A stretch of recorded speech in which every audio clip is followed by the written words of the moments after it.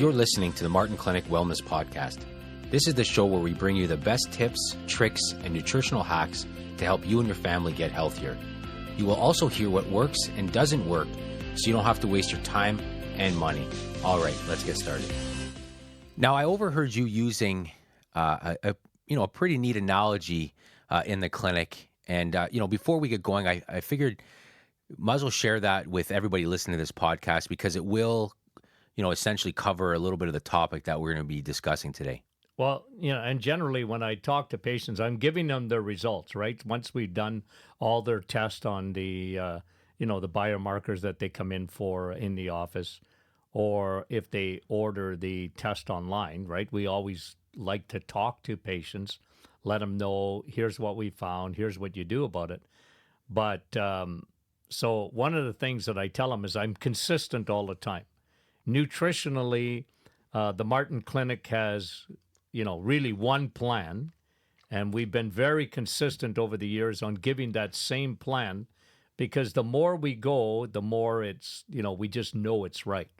And the results that we get. Now, what you overheard me saying was that if you are a high carb eater, so put your hand up and say, my name is Tony. Yeah, and we'll talk about that in a little bit, what that means. Well, like people that they don't read labels. They're just eating Canadian or American lifestyle food that are just very common. I like the name of that they give to the standard American diet. That's what they refer to in research, and it, obviously the abbreviation is SAD. Yeah, because it is kind of sad. Yeah, it's sad, really. Yeah. And what I was saying to what you overheard me saying is that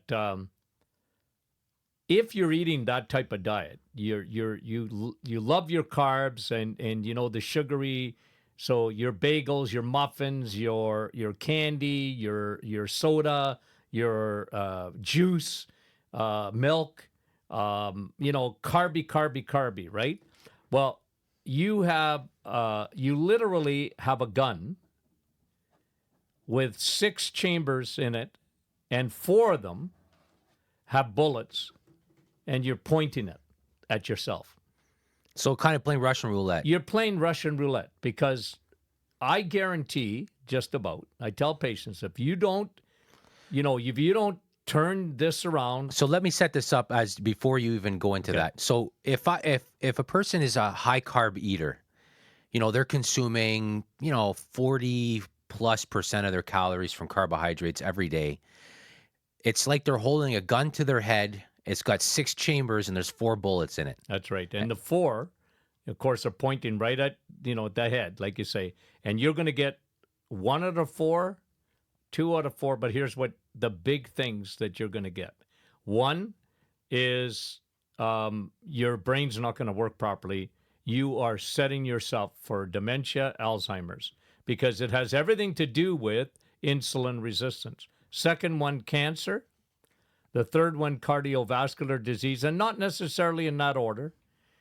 And the fourth one is diabetes.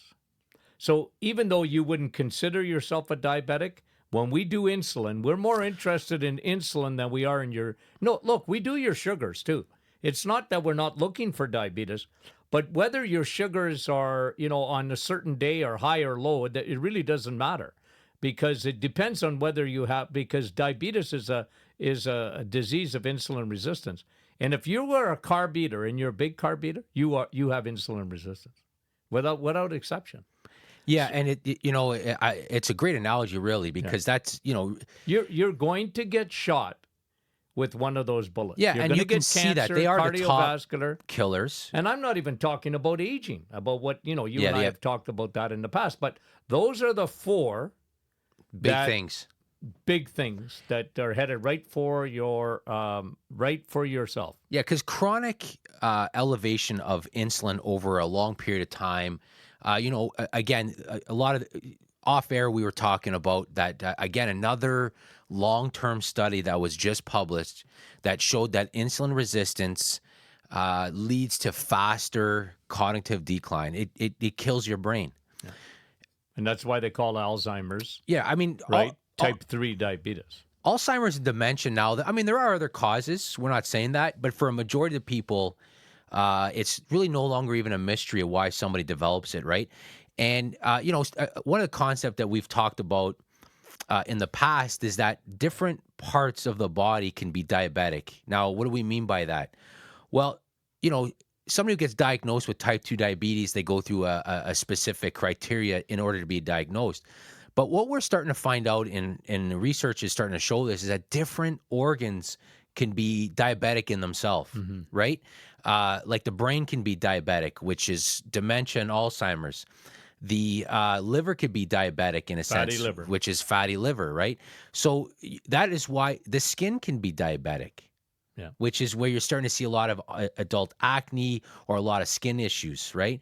So it is really amazing the effect that insulin resistance can have on a whole whack of different organs in the body. So, here another study comes out, a long-term study showing that, insulin resistance does lead to faster brain decline, right? So, having higher insulin does affect the brain. As you mentioned, it definitely affects the heart.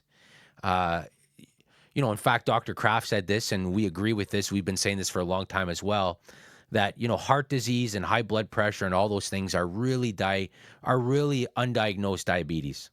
Yeah. And Dr. Kraft, I think, said, somebody has high blood pressure, they really have undiagnosed.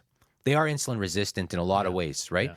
So, the key again is this whole concept of insulin, which is something that we talk about, obviously quite a bit. But what we want to do in this episode is we want to talk about the 3 proven ways. So these are 3 ways that research has consistently shown that helps lower insulin, right? Again, these are 3 proven methods to lower your insulin levels. And again, you want to have low insulin levels.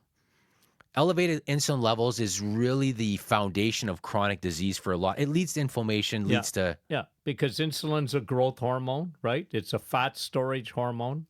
It's meant to have a very part-time job. And when your cells resist insulin, you're going to even produce more of it in order for... Insulin has I always like to repeat so the patients understand what I'm talking about here. Well, confirmation isn't boring. It's important, it really is, because I go over it with people and I say, I really I needed that. I've had patients back and they come back a year later or they come back a few months later and I go over it with them. I said, the word doctor means teacher, right? I'm just trying to teach you because when I always tell patients something, it's always like, this is lifestyle. This is you going home every day where the rubber hits the road and making decisions every day as to what goes in your mouth every day, right? It's just a matter of yes and this no. And look, I'm not saying you're going to leave the planet.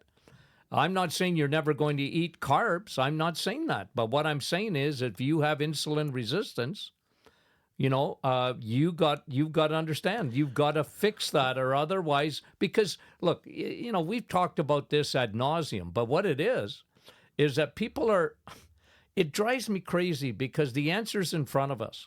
When we look at what we just talked about, the 4 things that will bankrupt our society. Think about it. Oh, yeah. What will bankrupt, the Americans right now are going through, should we get rid of Obamacare and do another type of health care?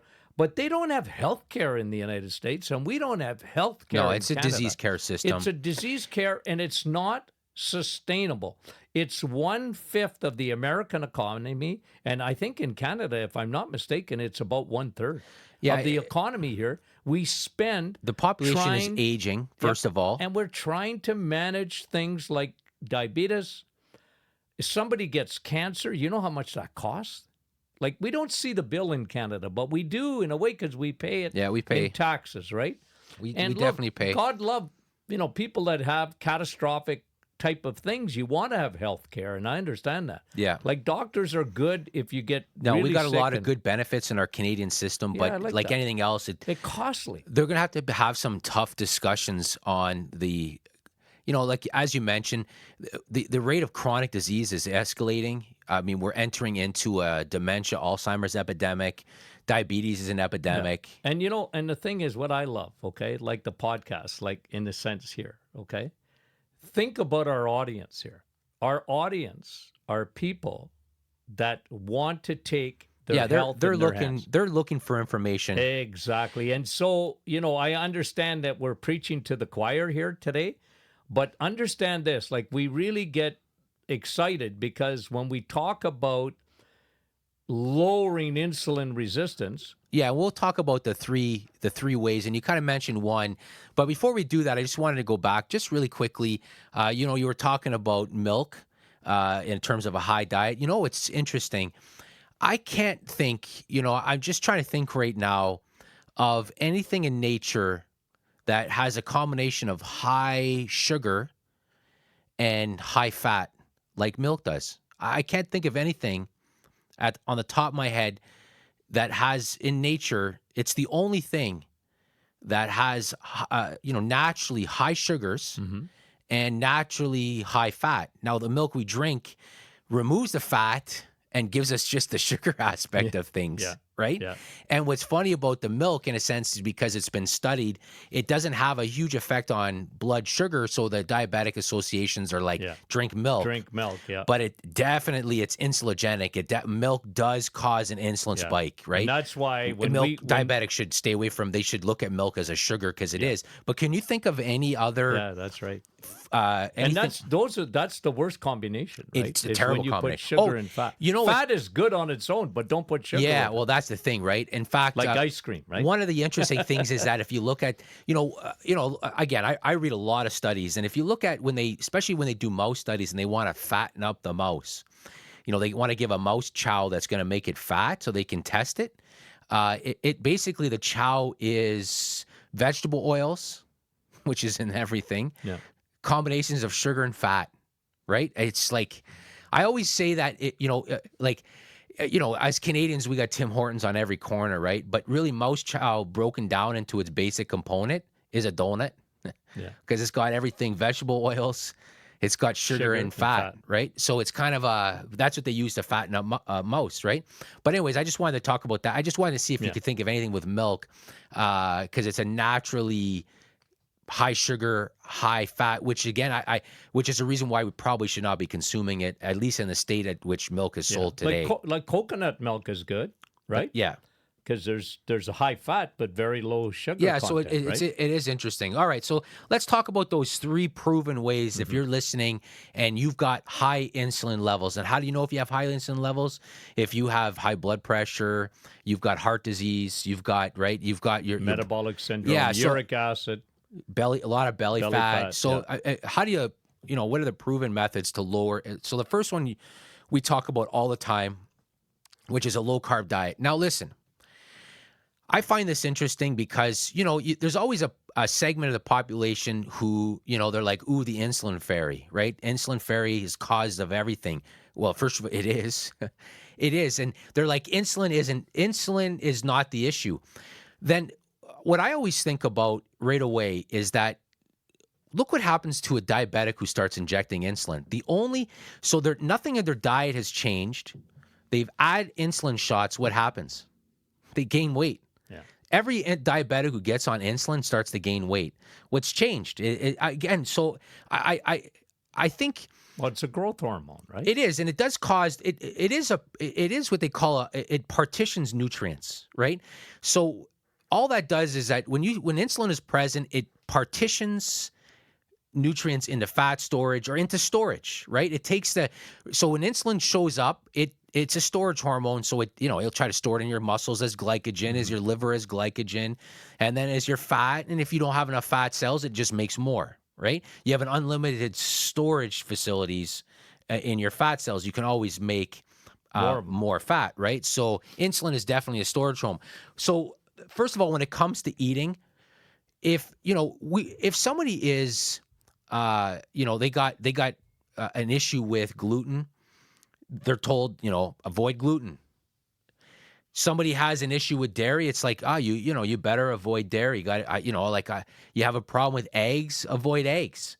But for some reason, whenever it comes to somebody that has high insulin, like a diabetic or heart disease, you still got dietitians trying to get them to eat a quote unquote balanced diet.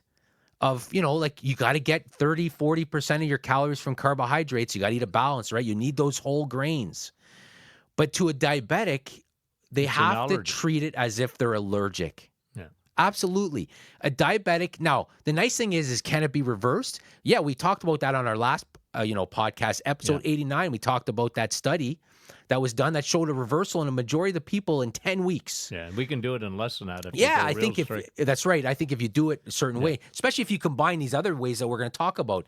So the first thing you have to do is, if you have high insulin, is you have to cut your carbohydrates down.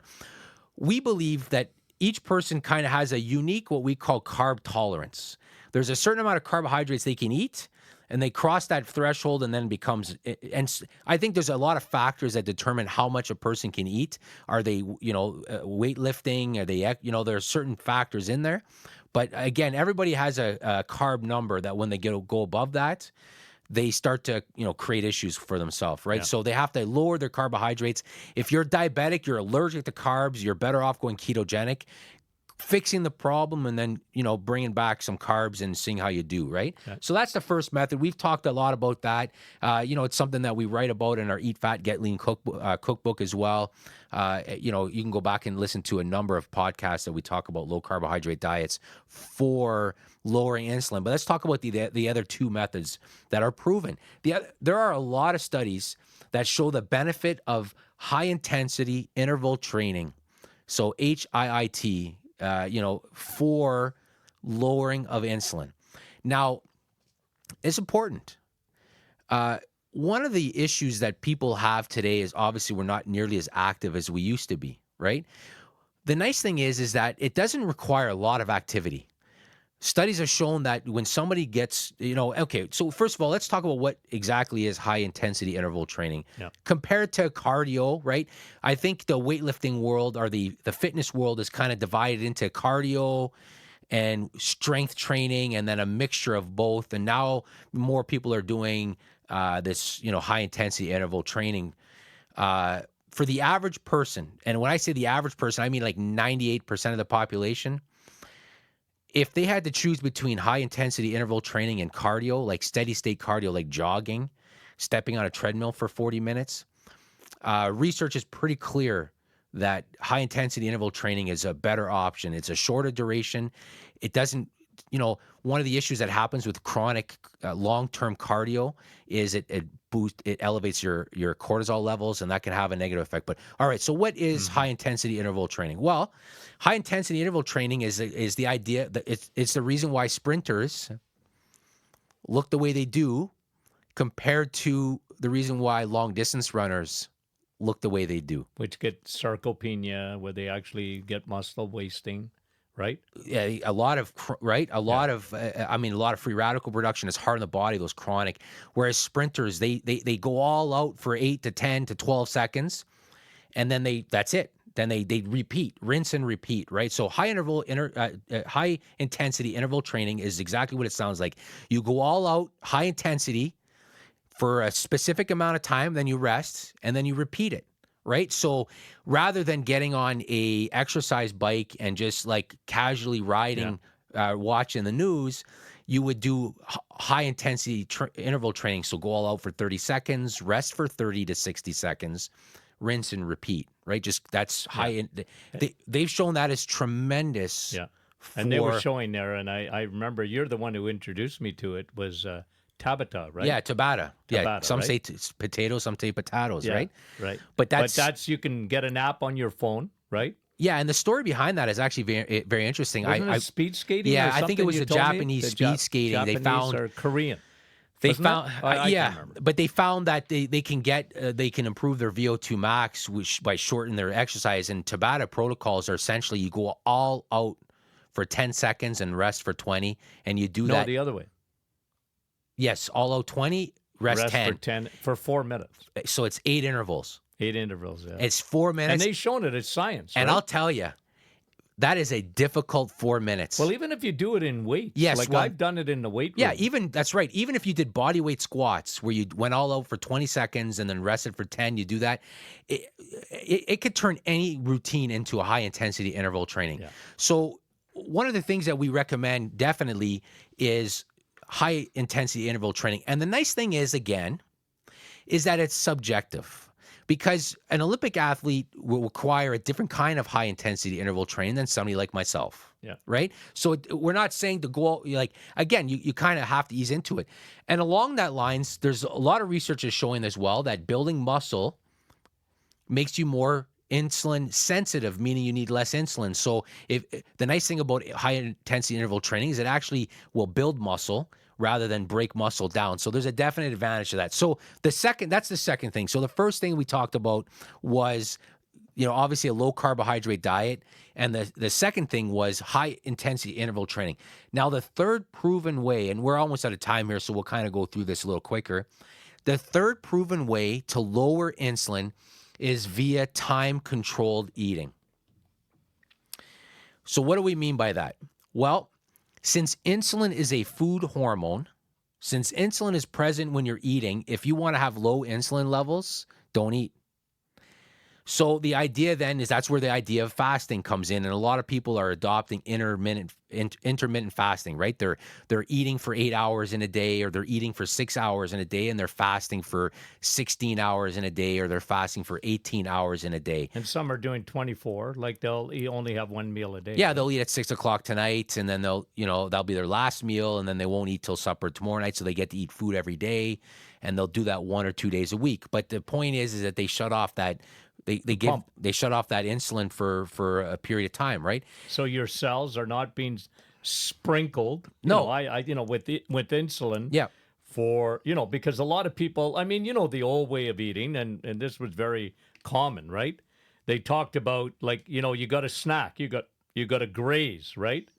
And so people oftentimes they'll eat frequently, and that used to be the old adage, right? But they're showing that. And that's all right for blood sugars, because the blood sugars go up, they go down, and whatever. But they're showing, like you said, when you do interval or intermittent fasting, and you go into about that 14-hour mark of not having food, 13, 14 hours, you're not secreting any insulin, so your cells become less resistant to it, right? And it really works. A lot of people like it. My patients love it. And some people don't. They got to eat in the morning, and then I tell them, well, look, don't eat at night. Don't eat at night. That's right. Finish your last meal. Some for diabetics, a diabetic around 4 o'clock, 5 o'clock at night. Don't eat anymore. Some diabetics and some people with sugar issues, they do better when they eat in the morning, and they call that dawn phenomena, right? Where you wake up in the morning and your cortisol levels are higher. That's normal, and so some people definitely do better eating in the morning. Some people they don't need to eat in the morning, so they're fine fasting till lunch, right? So the idea, though, is that time-restricted eating.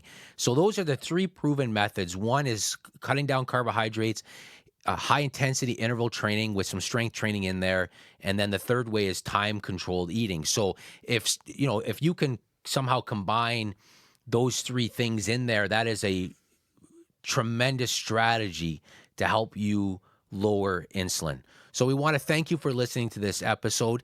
Again, if you are listening to us and you're listening to us on iTunes, you can subscribe to this podcast so that basically when you're on your iPhone, anytime we put out a new episode, it'll automatically put it on your iPhone so you can listen to us that way. And again, if you are listening on iTunes, if you can leave us an honest review there, that'd be fantastic. That helps us out as well. And you can get more information by emailing our clinic at info@martinclinic.com. Or you can visit our website, martinclinic.com, or check us out on Facebook as well. We do Facebook Lives and all those kind of fun things. So again, thank you for listening.